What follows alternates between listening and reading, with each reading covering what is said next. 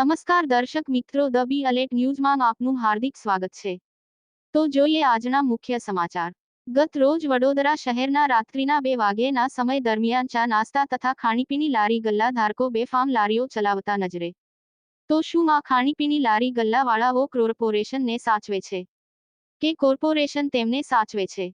એ એક ચર્ચાનો વિષય છે. આ બેફામ બનેલા લારી ગલ્લા ધારકો.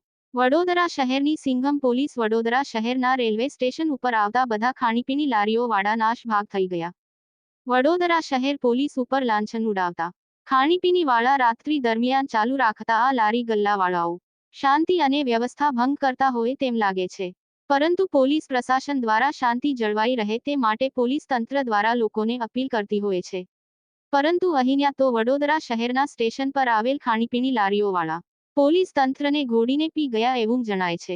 જેમ કે પોલીસ તેમની દુશ્મન છે તેવું જ લાગે છે.